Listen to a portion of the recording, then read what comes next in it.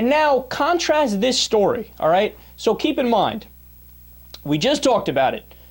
Instead of reinstating funding for cancer clinics for the sequester, or reinstating FEMA aid for Sandy for the sequester, which was cut, right? Or reinstating housing for the elderly, which was cut.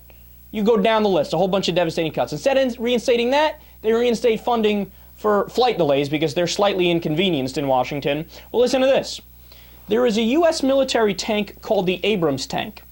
They're made at the only tank producer in the United States in Lima, Ohio, by a defense company called General Dynamics. So there's a fascinating bipartisan push right now to spend an extra $436 million taxpayer dollars to both upgrade and create more of these tanks. Already that's an interesting story because there's bipartisan agreement on almost nothing. And we're also in a political climate where deficit reduction and cutting spending has been the focus of lawmakers. But now the story gets angering. Congress is pushing to make more Abrams tanks, and the military is saying, we don't want them. So you get that? They can't reinstate funding for cancer clinics. They can't reinstate funding for FEMA and disaster relief. They can reinstate funding because there's some flight delays. So, of course, you need to refund the FAA. And they are forcefully funding a defense contractor to make tanks that the military doesn't even want.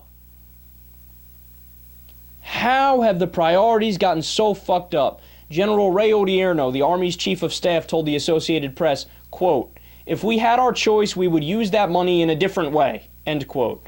The people leading the push for the tanks are Representative Jim Jordan and Senator Rob Portman, two of Capitol Hill's most prominent deficit hawks. And oh, would you look at that, they're from Ohio.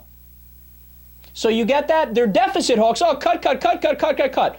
Should we cut this tank program that even the military says they don't want? No, you can't do that. Why? Because those are jobs in my district and I want to get reelected. So yeah, all the pork barrel spending for us that there is, but no spending for people for cancer clinics.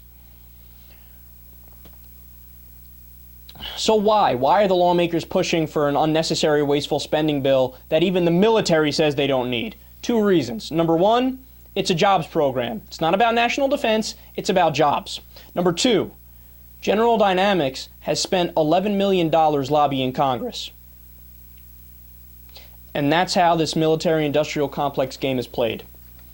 Look, there's nothing nefarious about it or evil about it. It's just a convergence of really bad incentives where the end result is wasteful spending and a perpetual war machine.